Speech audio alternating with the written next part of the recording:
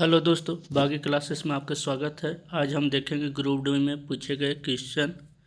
तो पहला क्वेश्चन बोल रहा है, एक पिंड को ऊंचाई से गिराया जाता है। यदि यह 3 सेकेंड तक गिरता है और जी बराबर दिया हुआ है 10 मीटर पर सेकेंड स्क्वायर है, तो इसका अंतिम वेग क्या होगा। तो अंतिम वेग बराबर क्या होता है? अंतिम वेग बराबर होता है v बराबर u प्लस 8t। तो u दिया हुआ है, प्रारंभिक वेग नहीं दिया हुआ है, तो प्रारंभिक वेग 0 हो जाएगा। और a का g, a का मान कितना दिया हुआ है, तो 10 दिया हुआ है, 10 गुने 3 कर देंगे तो कितना हो जाएगा, 30 मीटर पर सेकेंड हो जाएगा। 30 मीटर पर सेकेंड, पहला का आंसर क्या होगा, ए। अगला क्वेश्चन देखते हैं। अगला क्वेश्चन है, साबुन की मार्जन क्रिया में मिशेल की मुख्य भूमिका क्या होता है। साबुन की मिशेल साबुन है, उसमें मिशेल का मुख्य भूमिका क्या होता है। मिशेल मतलब होता है एक गोल जिसमें एक सिरा होता है जिसको जल की ओर आकर्षक होता है, और एक पीछे माने पूछ का सिरा होता है जो जल विरागी होता है, जल से उसे डर लगता है। तो एक ऐसा रचना होता है, तो ये जल रागी होता है आगे वाला, और ये जल विरागी होता है। तो ये क्या करता है, अगर कपड़े में कहीं तेल उल लग जाएगा तो वहाँ पे जाकर उसकी गंदगी को हटा देता है। तो कह रहा मिशेल के मुख्य भूमिका क्या होता है। तो मिशेल बनता कैसे, तो मिशेल इससे ही बनता है, इससे ऐसे रहेगा। तो मिशेल का मुख्य भूमिका क्या होता है, मिशेल का मुख्य भूमिका होता है कपड़ों से तेल और गंदगी को ट्रैप कर हटाना। तो मिशेल की क्या मुख्य भूमिका होता है, ऑप्शन डी आंसर हो जाएगा। अगला क्वेश्चन देखते हैं। अगला क्वेश्चन में बोल रहा है, लेंस की शक्ति को डैश के रूप में परिभाषित किया जाता है। तो लेंस की शक्ति को पावर बराबर क्या होता है, P बराबर होता है 1/f होता है। तो लेंस की शक्ति को कैसे परिभाषित किया जाता है, तो 1/f होता है। तो इसको डिवाइड करते हैं तो क्या होता है, मीटर में अगर रहेगा तो मीटर में आएगा। तो कहता है कि फोकस दूरी के वर्ग होता है। तो फोकस दूरी के वर्ग नहीं होता है, यहाँ पर सिर्फ एफ होता है, तो फोकस दूरी के वर्ग नहीं होता। तो मीटर में इसकी फोकस दूरी व्युत्क्रम होता है। हाँ, मीटर में फोकस दूरी क्या होता है, व्युत्क्रम होता है। तो ऑप्शन बी सही है। अगला क्वेश्चन देखते हैं। अगला क्वेश्चन में बोल रहा है, निम्नलिखित कथनों में से कौन सा सही है। कौन सा कथन सही है उसको पहचानना है। कहता किया गया कार्य केवल धनात्मक हो सकता है, नहीं, धनात्मक और ऋणात्मक दोनों हो सकता है, क्योंकि ए बराबर क्या होता है, डब्लू बराबर क्या होता है, डब्लू बराबर होता है कार्य बराबर एफ एस कॉस थीटा। तो क्या होता है एफ एस कॉस थीटा। तो इसमें अगर थीटा का मान 90 डिग्री होगा तो वर्क 0 होगा, 180 होगा तो वर्क निगेटिव होगा, वर्क आगे की तरफ होगा तो पॉजिटिव होगा। तो देखते हैं, पहला ऑप्शन कार्य किया गया कार्य केवल धनात्मक हो सकता है, तो नहीं। तो अगला है, किया गया कार्य केवल ऋणात्मक हो सकता है, तो ये भी नहीं, केवल धनात्मक या ऋणात्मक नहीं, किया गया कार्य बल के दिशा के आधार पर धनात्मक या ऋणात्मक हो सकता है। तो हाँ, ऑप्शन सी सही होगा। अगला क्वेश्चन। अगला क्वेश्चन कह रहा है, निम्नलिखित में से किसका उपयोग विलयन की सांद्रता को व्यक्त करने के लिए नहीं किया जाता। तो विलयन की सांद्रता को व्यक्त करने के लिए किसका नहीं किया जाता है। तो इसका एनसीईआरटी 9 क्लास में 3 फार्मूला दिया हुआ है, उसमें किसका किसका किया जाता है। तो विलयन का द्रव्यमान और आयतन प्रतिशत इसका किया जाता है, विलयन का द्रव्यमान प्रतिशत किया जाता है, विलयन का आयतन द्रव्यमान प्रतिशत नहीं, द्रव्यमान आयतन प्रतिशत किया जाता है। तो आयतन द्रव्यमान प्रतिशत नहीं किया जाता। विलयन का आयतन प्रतिशत इसका भी किया जाता है, तो ऑप्शन सी नहीं किया जाता है। तो ऑप्शन सी सही हो जाएगा। अगला क्वेश्चन। अगला क्वेश्चन में बोल रहा है, अस्थमा मुख्यतः श्वसन तंत्र के किस भाग को प्रभावित करता है? अस्थमा है जो श्वसन तंत्र के किस भाग को प्रभावित करता है?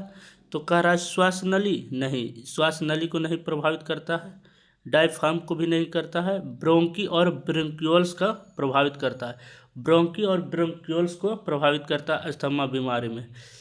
एल्वियोली में क्या होता है? एल्वियोली में होता है गैसों का आदान प्रदान होता है, या क्षेत्रफल बढ़ाने के लिए उपयोग किया जाता है, गैसों का आदान प्रदान में क्षेत्रफल बढ़ाता है एल्वियोली। तो ऑप्शन सी इसका सही आंसर हो जाएगा। अगला क्वेश्चन में बोल रहा है निम्नलिखित में से कौन सी धातु सक्रियता श्रेणी के मध्य में निष्कर्षित किया जाता है? तो सक्रियता श्रेणी याद होना चाहिए, ऊपर में होता potassium, sodium, calcium, magnesium, aluminium, zinc, ferrous, तो बीच में कौन आता है? तो लोहा आता है। अगला क्वेश्चन बोल रहा है जब मुद्रित सामग्री पर एक मोटी कांच की पट्टी रखी जाती है, कह रहा कोई मुद्रित सामग्री उस पर एक मोटी कांच की पट्टी रखी जाती है तो अंदर उभरे हुए दिखाई देते हैं, ऐसा डैश के कारण होता है। तो कह रहा उभरे हुए दिखाई देते हैं, ऐसा किसके कारण होता है? तो ऑप्शन दिया है प्रकाश का अपवर्तन, प्रकाश के ध्रुवीकरण, पुनांतिक प्रवर्तन या प्रकाश के प्रकीर्णन। तो ऐसा उभरा हुआ टेढ़ा मेढ़ा दिखाई देना, उभरा हुआ दिखाई देना, वास्तविक गहराई से ऊपर दिखाई देना, यह सब किसके कारण होता है? प्रकाश के अपवर्तन के कारण। तो ऑप्शन ए सही हो जाएगा। अगला क्वेश्चन कह रहा है क्या, देखते हैं। कह रहा जब जल और पोषक तत्व उपलब्ध होते हैं तो शैवाल डैश प्रक्रिया द्वारा तेजी से वृद्धि करते हैं और गुणित होते हैं। कह रहा जब जल और पोषक तत्व उपलब्ध होते हैं तो शैवाल किस प्रक्रिया द्वारा वृद्धि करते हैं? तो शैवाल किस प्रक्रिया द्वारा वृद्धि करता है? तो शैवाल किस प्रक्रिया द्वारा मुकुलन करता है कि विखंडन करता है कि परागन करता है कि बीजाणु निर्माण करता है? तो इसमें क्या करता है शैवाल करता है विखंडन। कौन सा शैवाल होता है? तो स्पायरोगैरा होता है। स्पायरोगैरा कैसे वृद्धि करता है? विखंडन से तेजी से वृद्धि करता है। तो अगला ऑप्शन, अगला कह रहा है क्वेश्चन क्या होता है जब जिंक की छड़ को जलीय कॉपर सल्फेट विलयन में रखा जाता है? कह रहा है कि क्या होता है जब जिंक है जिसको जलीय कॉपर सल्फेट के विलयन में रखा जाता है, CuSO4 के विलयन में रखा जाएगा तो क्या करेगा? जिंक है जो कॉपर से अधिक अभिक्रियाशील है तो कॉपर को हटा देगा और जिंक सल्फेट बना लेगा। तो जिंक सल्फेट बनाएगा तो कॉपर सल्फेट का रंग कैसा होता है? नीला होता है, और जिंक सल्फेट का कैसा होता है? सफ़ेद होता है। तो ये क्या करेगा? इसके प्रभाव को कम कर देगा, नीला को फीका कर देगा। तो क्या हो जाएगा? कॉपर सल्फेट के विलयन को नीला रंग फीका पड़ जाता है। तो ऑप्शन बी सही हो जाएगा। अगला क्वेश्चन में बोल रहा है निम्नलिखित में से कौन सा कथन सही है? विभवांतर को वोल्ट में मापा जाता है। हाँ, विभवांतर को वोल्ट में मापा जाता है। और कह रहा वोल्ट एक न्यूटन प्रति कूलम के बराबर होता है? नहीं, वोल्ट एक न्यूटन प्रति कूलम के बराबर नहीं होता है। वोल्ट बराबर एक होता फार्मूला W/Q होता है। तो W का मतलब क्या हो जाएगा? जूल और प्रति कूलम के बराबर होता है, ना कि न्यूटन प्रति कूलम के। तो दूसरा गलत हो जाएगा, तो केवल एक सही है। अगला क्वेश्चन में बोल रहा है निम्नलिखित में से पोल्ट्री पक्षी जिन्हें अंडे उत्पादन के लिए पाला जाता है? तो कह रहा है कौन सा पोल्ट्री पक्षी है जिसको अंडा उत्पादन के लिए पाला जाता है? तो ऑप्शन देखते हैं। इसका ऑप्शन बोल रहा है कॉमन कार्प को, कि मिल्च को, कि लेयर को, कि बॉयलर को। तो अंडे उत्पादन के लिए याद रखिएगा किसको किया जाता है? लेयर को। और मांस उत्पादन के लिए अगर पूछेगा तो किसका किया जाता है? बॉयलर को। तो अंडा उत्पादन के लिए पूछा तो क्या होगा? लेयर। अगला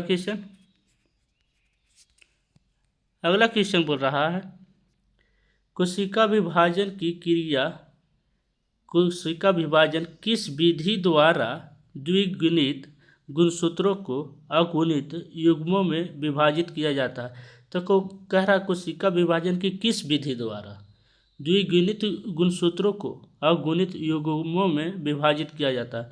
तो किस विधि द्वारा किया जाता है? तो अर्धसूत्री विभाजन द्वारा किया जाता है। अगला क्वेश्चन,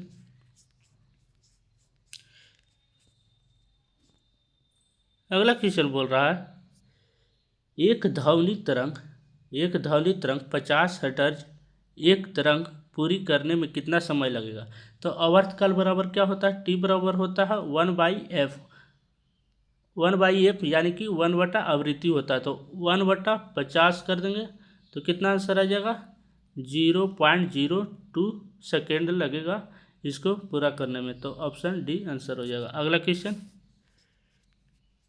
अगला क्वेश्चन बोल रहा है निम्नलिखित में से कौन सी जीवन प्रक्रिया प्रजातियों में विविधता लाने के लिए महत्वपूर्ण होता है?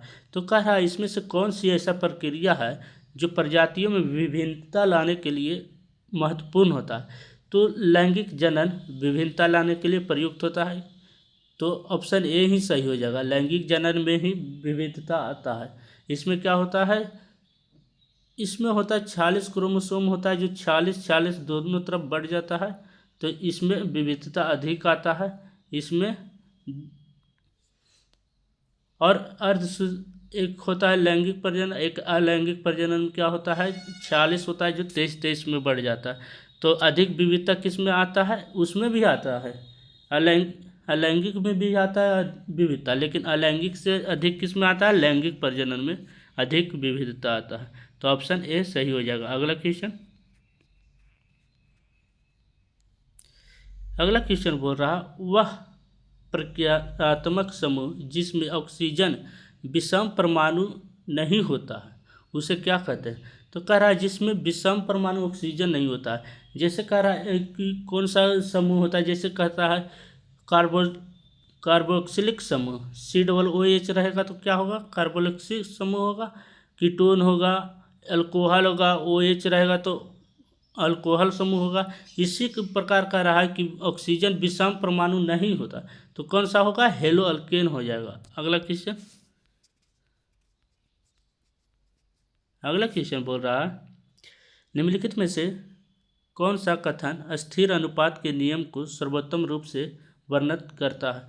तो अस्थिर अनुपात का नियम क्या कहता है? जैसे अस्थिर अनुपात का नियम कहता है जैसे H2 में हाइड्रोजन और ऑक्सीजन के परमाणु को एक निश्चित अनुपात में बनाया जाता है। जैसे कितना? तो हाइड्रोजन का 2 होता है, ऑक्सीजन का 16 होता है। तो इसको काट देते तो कहते 1:8 में होता है। तो यह एक निश्चित अनुपात के नियम को पालन करता है। तो इसी प्रकार कौन सा ऑप्शन कहता है कि निश्चित अनुपात है? तो कह रहा है किसी यौगिक के तत्व सदैव यादृच्छिक अनुपात में पाए जाते हैं तो नहीं। तो किसी अभिक्रिया के दौरान परमाणुओं में लघु कणों में विभाजित किया जा सकता है? नहीं। रासायनिक अभिक्रिया में द्रव्यमान का ना तो सृजन किया जाता ना ही विनाश। तो यह द्रव्यमान संरक्षण का नियम कहता है। किसी रासायनिक यौगिक में तत्व सदैव द्रव्यमान के निश्चित अनुपात में होते हैं। हाँ, तो करा किसी भी यौगिक में, यौगिक H2O हो गया था और में तत्व सदैव द्रव्यमान निश्चित अनुपात में, तो निश्चित अनुपात में हाइड्रोजन ऑक्सीजन था। तो यही नियम कहता है निश्चित अनुपात का नियम। तो ऑप्शन डी। अगला क्वेश्चन देखते हैं। अगला क्वेश्चन में बोल रहा है निम्नलिखित में से कौन सा एक समान वृत्तीय गति का एक उदाहरण प्रस्तुत करता है? पहले समझते वृत्तीय गति क्या होता है। वृत्तीय गति में क्या होता है? एक चाल होता है और एक वेग होता है। तो वेग कहता है वृत्तीय गति में वेग है जो हर एक दिशा में परिवर्तित होता है। जैसे यहाँ पर पहुँचेंगे तो इधर की दिशा में परिवर्तित होगा, यहाँ पहुँचेंगे तो इधर में होगा, यहाँ पहुँचेंगे इधर में होगा, यहाँ तो इधर में। तो वेग कहता है कि वृत्तीय गति में हमेशा परिवर्तित रहता है। और चाल होता है, ये क्या होता है? कांस्टेंट होता है, यानी नियत होता है वृत्तीय गति में। तो उसी पर क्वेश्चन बनेगा। तो वृत्तीय गति का एक उदाहरण क्या है? तो वृत्तीय गति का एक उदाहरण है कि कौन होगा? उसमें चाल नियत होना चाहिए। तो बोल रहा है कि अपने मार्ग पर त्वरित होती एक कार, त्वरित होती यानी कि वेग बढ़ते रहेगा। तो मार्ग पर त्वरित होती कार, तो ये नहीं होगा। नियत चाल से घूर्णन करती पंखे की ब्लेड। हाँ, ये वृत्तीय गति होगा क्योंकि इसमें नियत चाल है। तो ऑप्शन बी। अगला क्वेश्चन, अगला क्वेश्चन में बोल रहा है निम्नलिखित में से कौन सा पादप ऊतक प्रकाश संश्लेषण करता है। अच्छा, प्रकाश संश्लेषण कौन करेगा? जिसमें क्लोरोफिल पाया जाएगा। क्लोरोफिल किस में पाया जाएगा? जिसमें क्लोरोफिल पाया जाएगा वो प्रकाश संश्लेषण करेगा। और वो पादप ऊतक क्यों होगा? क्योंकि पादप ही प्रकाश संश्लेषण करता है। एक बैक्टीरिया भी करता है, साइनोबैक्टीरिया। तो इसमें देखते हैं, कह रहा है अस्करल कायमा। अस्करल कायमा प्रकाश संश्लेषण करता है तो नहीं। जाइलम नहीं। जाइलम एक क्या है, कैसा ऊतक है? कठोर ऊतक है। और फ्लोएम भी कठोर ऊतक है, तो ये नहीं करेगा। तो हरित लवक, हरित लवक को क्या कहते हैं? क्लोरेल कायमा। क्लोरेल कायमा एक होता है पैरन कायमा। पैरन कायमा का ही एक भाग होता है जिसमें क्लोरोफिल पाया जाता है। क्लोरोफिल जिसमें पाया जाता है उसे क्या कहते हैं? क्लोरेल कायमा कहते हैं। तो पैरन कायमा का ही भाग है जिसमें एक भाग में क्या होता है? प्रकाश संश्लेषण होता है, तो उसे हरित ऊतक कहते हैं। एक पैरन कायमा के दूसरा भाग भी होता है, उसे एरन कायमा कहते हैं। उसमें क्या होता है? एयर भरा हुआ था, इसलिए उसे एरन कायमा कहते हैं। अगला क्वेश्चन, अगला क्वेश्चन बोल रहा है एक कुंडली का प्रतिरोध 44 ओम है। यदि इसे 220 वोल्ट की आपूर्ति से जोड़ा जाता है तो कुंडली द्वारा खपत की गई शक्ति क्या होगा? शक्ति यानी कि P बराबर, तो P बराबर क्या होता है? फॉर्मूला याद रहना चाहिए। P बराबर होता है एक VI, एक P बराबर होता है V² बटा R।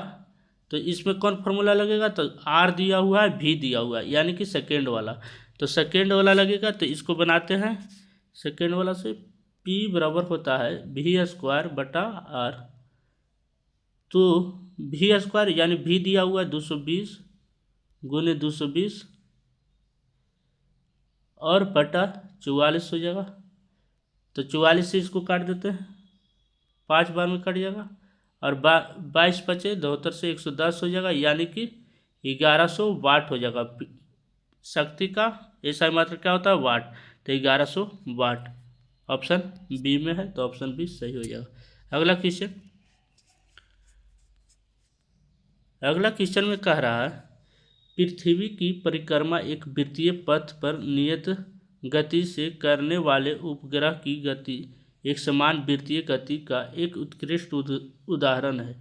इस गति में कौन सा गुण इसके त्वरण को शून्य होने के से रोकता है? तो वृत्तीय गति फिर पूछ रहा है, तो वृत्तीय गति में क्या होना चाहिए? चाल नियत होना चाहिए। तो किस में, कौन सा ऑप्शन में चाल नियत है? तो कह रहा है कक्षीय गतिकी के कारण वस्तु का द्रव्यमान निरंतर बदलता रहता है। द्रव्यमान से हमको मतलब नहीं है। कुल यांत्रिक ऊर्जा संरक्षित रहती है, इसके त्वरण आवश्यक हो जाता है, ये भी नहीं। गुरुत्वाकर्षण बल के लिए गति इतनी अधिक है कि वह स्थिर वेग बनाए रख सकता है। स्थिर वेग से मतलब नहीं है। गति की दिशा प्रत्येक बिंदु पर निरंतर बदलती है, अर्थात वेग परिवर्तित। हाँ, वेग परिवर्तित होना चाहिए, तो ऑप्शन डी। अगला क्वेश्चन देखते हैं।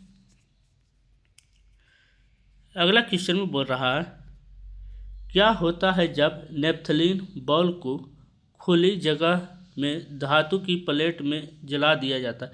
पर सबसे पहले तो नेपथलीन का क्या होता है? ऊर्ध्वपातन होता है। ऊर्ध्वपातन होता है नेपथलीन का। और कह रहा है कि खुली जगह में धातु की प्लेट में जला दिया जाएगा। तो नेपथलीन एक हाइड्रोकार्बन है, तो नेपथलीन एक असंतृप्त है। असंतृप्त है यानी कि जलेगा, लेकिन इसमें क्या होगा? बहुत सारा धुआं निकलेगा। संतृप्त कैसा ज्वाला निकलता है? नीला ज्वाला निकलता है। असंतृप्त पीला ज्वाला निकलता है। पीला ज्वाला के साथ असंतृप्त में बहुत सारा काले धुआं निकलेगा। तो कौन सा आंसर हो जाएगा? यह धातु के प्लेट को काले और कजली निक्षेप के साथ पीली ज्वाला के साथ जलेगा। तो नेपथलीन कैसे ज्वाला के साथ जलता है? पीली ज्वाला के साथ जलता है, तो ऑप्शन डी। अगला क्वेश्चन, अगला क्वेश्चन में बोल रहा है प्रजनन के दौरान डीएनए प्रतिकृति बनाना क्यों महत्वपूर्ण है? अच्छा, प्रजनन होगा उसमें डीएनए प्रतिकृति क्यों बनाना जरूरी है? ताकि अगला संतान में आए तो उसमें भी डीएनए हो। तो डीएनए प्रतिकृति क्यों बनाना महत्वपूर्ण है? क्योंकि श्वसन के लिए नहीं, पाचन के लिए नहीं, रुधिर परिसंचरण के लिए नहीं। तो अगला ऑप्शन क्या कहता है? लक्षणों को लक्षणों की वंशागति के लिए। हाँ, तो लक्षणों की वंशागति के लिए, यानी कि एक वंश से दूसरे वंश में लक्षण जाए, तो इसलिए डीएनए का अति होता। अगला क्वेश्चन देखते हैं।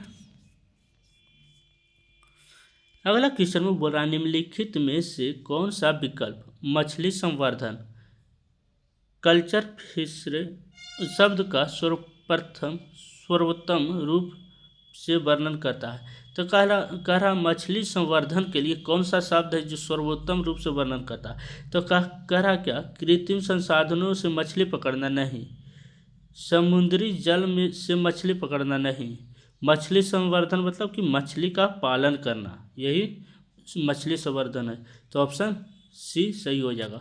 अगला क्वेश्चन में बोल रहा है, क्लोरीन का आंशिक परमाणु द्रव्यमान निम्नलिखित में से किसके कारण होता है।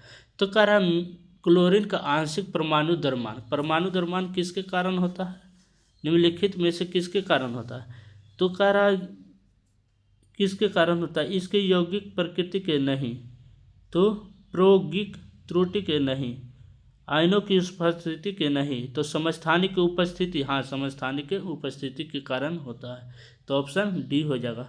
अच्छा, समस्थानिक किसको कहते हैं,